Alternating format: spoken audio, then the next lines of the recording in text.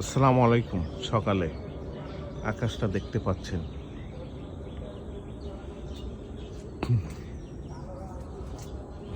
গত 2 দিন যাবৎ প্রচুর বৃষ্টি হয়েছে এবং ছাদে আসা সম্ভব হয়নি।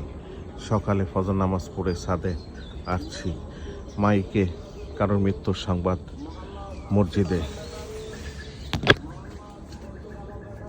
মসজিদে জানাচ্ছে এবং আজকে আকাশটা অনেক পরিষ্কার মনে হচ্ছে।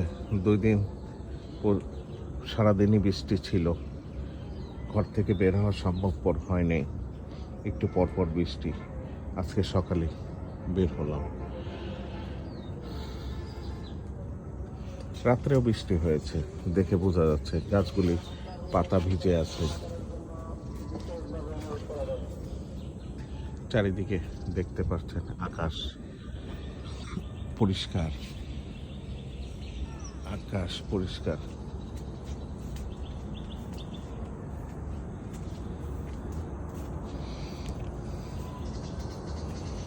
সূর্য উদয় হচ্ছে, ধীরে ধীরে সূর্য উদয় হচ্ছে। ধন্যবাদ দেখার জন্য।